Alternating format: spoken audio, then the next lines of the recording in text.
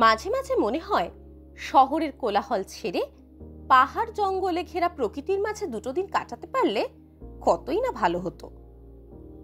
কিন্তু পাহাড় মানেই তো ৩-৪ দিনের ছুটি আর অনেক খরচ। আপনাদের এই ধারণাকে ভুল প্রমাণ করে আজ আমরা আপনাদের নিয়ে যাব কলকাতা থেকে মাত্র ৪ ঘন্টা দূরে অবস্থিত পকেট ফ্রেন্ডলি এক দুর্দান্ত জায়গায়।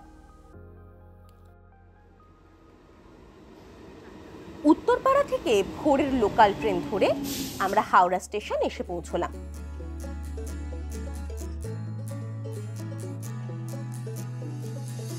হাওড়া থেকে সকাল ৬টা ২০ বারবিল জনশতাব্দী ধরলাম আমরা।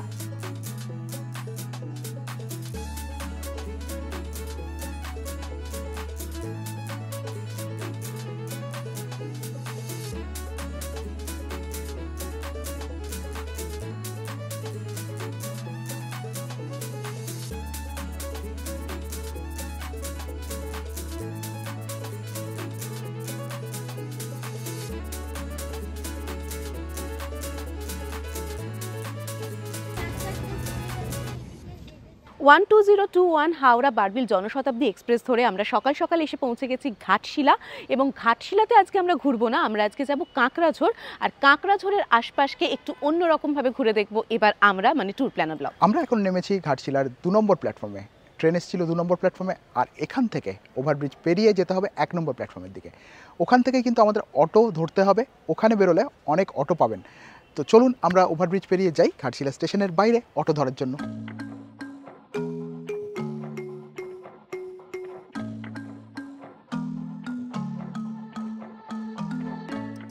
ঘাটশিলা স্টেশনের বাইরে অনেক অটো গাড়ি পাওয়া যায়, আপনারা এসে দরদাম করে নিজেদের পছন্দ মতন গাড়ি বা অটো বুক করে নিতে পারেন।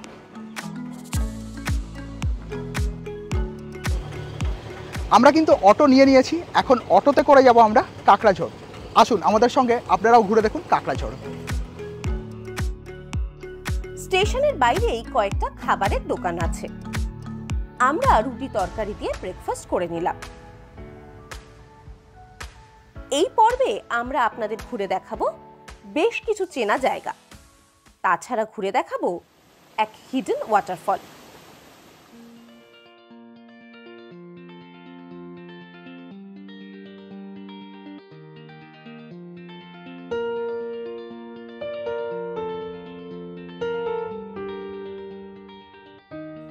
আমরা এখন কোথায় রয়েছি বলুন তো? নিশ্চয়ই আপনারা গেস করতে পেরেছেন, একদম ঠিক ধরেছেন, আমরা এখন রয়েছি বুরুডি লেকে। এইখানটায় দাঁড়িয়ে দেখুন ওই যে পাহাড়টা পিছনে, তার রিফ্লেকশনটা কি সুন্দর লাগছে না জলে।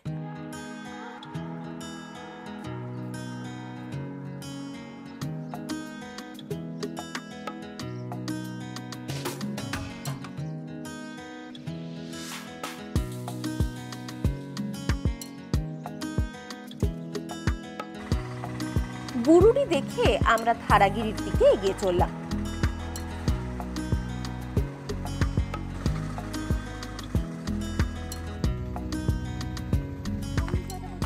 আমরা ট্যুর প্ল্যানার ব্লগ এখন এগিয়ে যাচ্ছি ধারাগিরি ওয়াটারফল দেখবো বলে। এই সবে বৃষ্টি হয়ে গেছে, শুনছি তো জল আছে, দেখা যাক। আজকে আমাদের সাথে রয়েছে পুচকে রূপা, ও নিয়ে যাবে আজকে আমাদের ধারাগিরি ওয়াটারফল দেখাতে, আর ওর সাথে গল্প করতে করতে আমরা ধারাগিরি ওয়াটারফলের দিকে এগিয়ে যাব।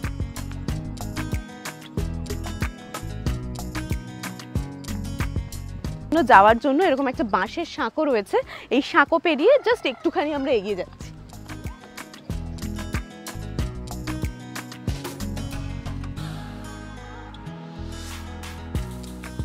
প্রকৃতি কিন্তু দেখার মতন মনোমুগ্ধকর, সেই সবুজ প্রকৃতির মাঝখান দিয়ে মেঠো পথ ধরে আমরা এগিয়ে চলেছি ধারাগিরি ওয়াটারফলের দিকে। আমরা এগিয়ে চলেছি ধারাগিরি ওয়াটারফলের দিকে। এতক্ষণ তো বেশ সুন্দর রাস্তা ছিল, এখন এই লাস্টের অংশটুকু একটু পাথুরে।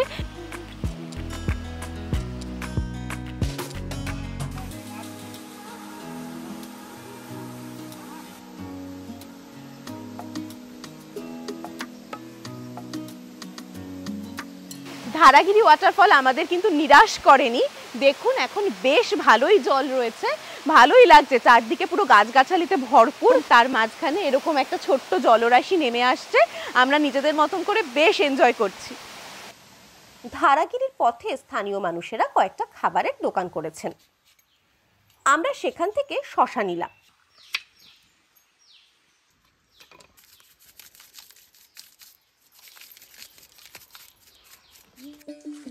এরপর আমরা আবার এগিয়ে চললাম।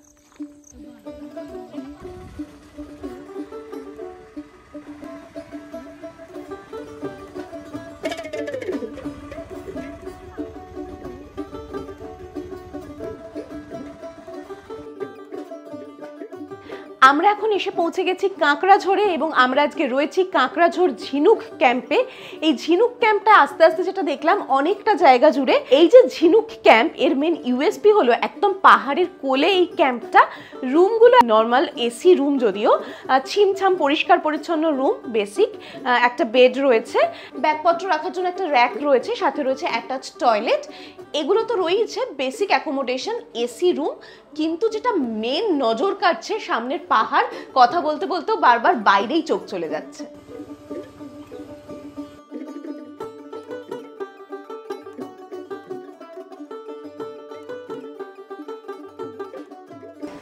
লাঞ্চ করতে এখন আমরা চলে এসেছি ডাইনিং হলে। আর একটা অভিনব ব্যাপার দেখুন, প্লেটের ওপর কি সুন্দর শালপাতা রেখে তারপরে খাবারটা পরিবেশন করা হয়েছে এবং এই যে আলাদা যে পদগুলো রয়েছে সেগুলোও কিন্তু শালপাতার বাটিতেই পরিবেশিত হয়েছে।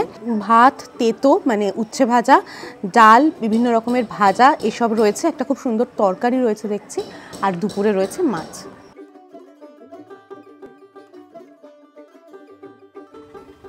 লাঞ্চ করে আমরা আশপাশটা ঘুরে দেখতে বেরিয়ে পড়লাম।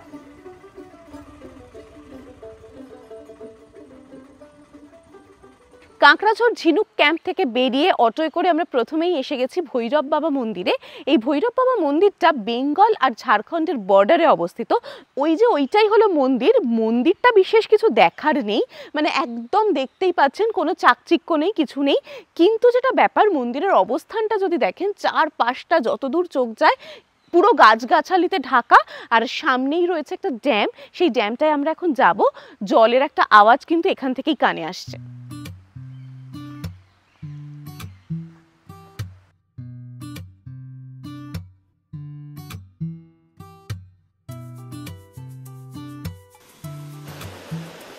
ভৈরব বাবা মন্দির দেখে এখন আমরা চলে এসেছি এই যে মন্দির লাগোয়া ড্যাম যেটা রয়েছে সেই ড্যামটা দেখতে।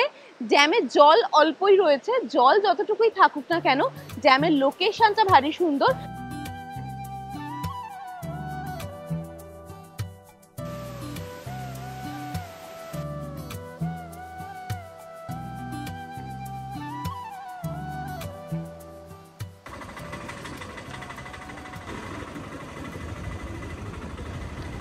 পথ চলতে চলতে থমকে দাঁড়ানোর একটা কারণ রয়েছে। পথের ধারে অযত্নে কত গাছ বেড়ে উঠেছে, কিন্তু সেগুলোকে আমরা কত খাবারে এবং কত সময় ইউজ করে থাকি। এই যে যেমন আমি যেটা হাতে রেখেছি, এটা হচ্ছে লেমন গ্রাস। কি সুন্দর গন্ধটা! এই লেমন গ্রাস হাতে পেয়ে আমার এত মজা লাগছে, কারণ আমার ভীষণ পছন্দের একটা ফ্লেভার। আমি গ্রিন টি খেতে খুব ভালোবাসি, আর তখন আমি খুঁজি এই লেমন গ্রাস ফ্লেভারটাই। বেশিরভাগ সময়তেই অ্যাভেলেবেল থাকে না। আর পথের ধারে দেখুন এরকম লেমন গ্রাস কীরকম অযত্নে বেড়ে উঠেছে। এরপর আমরা এগিয়ে চললাম এক লুকোনো ওয়াটারফল ঘুরে দেখতে। এই ওয়াটারফলে যেতে গেলে কিছুটা জঙ্গলের মধ্যে দিয়ে যেতে হয়। আমরা এবারে কাঁকড়াঝোড়ে এসেছি কাঁকড়াঝোড়কে একদম অন্যভাবে এক্সপ্লোর করার জন্য। আমরা প্রথমে ভৈরব বাবা মন্দিরে গেছিলাম, তো ওখান থেকে আমরা এখন যে জায়গাটা যাচ্ছি সেটা হলো ছাত্রা ওয়াটারফল। এই ওয়াটারফলটা একেবারে নতুন, মানে ওয়াটারফল কি আর নতুন হয়, জায়গাটা অফবিট জায়গা। আমি আর অহনা দুজনে হেঁটে যাচ্ছি, আর সামনে রয়েছে সুখু দাদা আমাদের পথ দেখিয়ে নিয়ে যাচ্ছে। জায়গাটা কিন্তু ঝাড়খণ্ডের মধ্যে পড়ে। একটা কিন্তু জলের আওয়াজ দূর থেকে ভেসে আসছে, দেখা যাক কাছে গিয়ে।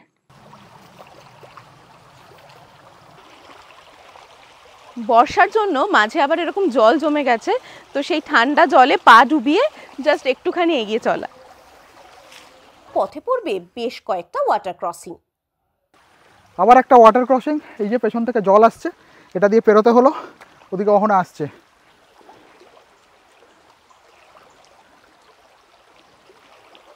পারবে? আমি তো ছোটখাটো মানুষ, তাই ঢুকে যাচ্ছি।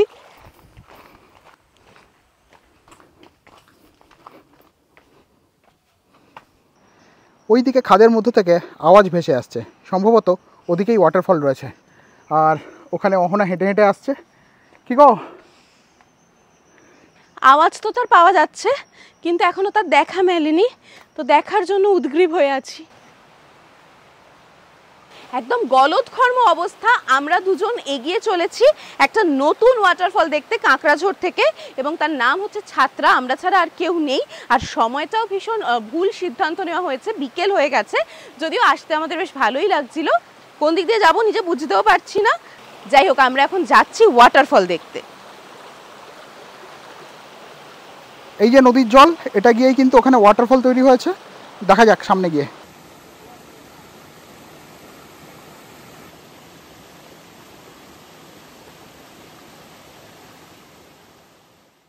ওয়াটারফল দেখে ফিরতে ফিরতে সন্ধ্যা হয়ে গেল।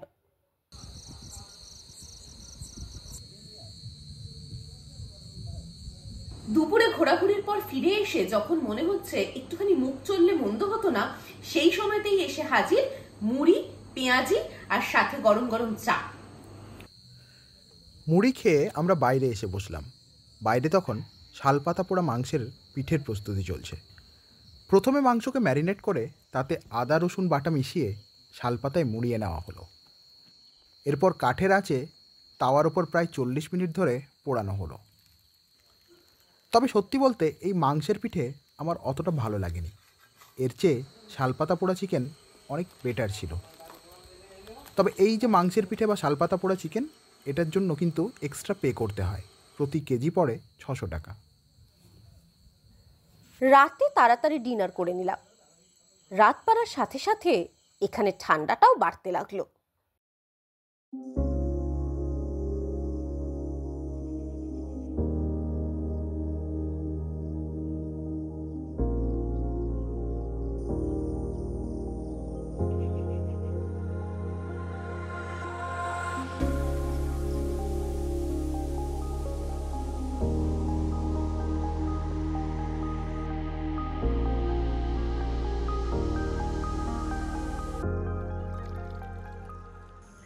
Good morning. বুঝতেই পারছেন রেডি হয়ে গেছি আজকে।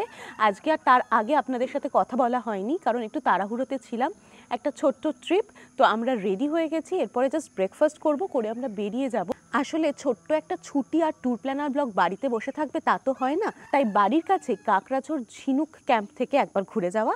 আর তার চারপাশটা এত সুন্দর প্রকৃতি যে অসাধারণ লাগলো একটা উইকেন্ড এখানে কাটিয়ে। এবার জাস্ট গুটি গুটি পায়ে বাড়ি ফিরে যাওয়ার পালা। বাড়ি ফিরে না গেলে নতুন একটা জার্নি শুরু হবে কি করে। সঙ্গে থাকুন, দেখতে থাকুন ট্যুর প্ল্যানার ব্লগ। এখানে ব্রেকফাস্টে থাকে লুচি, ঘুগনি, ডিম সেদ্ধ, মিষ্টি। এসব দিয়ে ব্রেকফাস্ট করে আমরা ঘাটশিলা হয়ে বাড়ি ফেরার পথ ধরলাম। আপনারা চাইলে এর সাথে কেতকি লেক, বেলপাহাড়ি, ঝাড়গ্রাম ঘুরে দেখতে পারেন। সবকটি জায়গার উপরই কমপ্লিট ভিডিও গাইড আমাদের চ্যানেলে রয়েছে, চাইলে সেটাও দেখে নিতে পারেন। আর এই রকম ট্রিপ প্ল্যান করলে পুরো দিনের জন্য আপনারা অটো ভাড়া করতে পারেন। ভাড়া পড়বে 1600 টাকা মতো।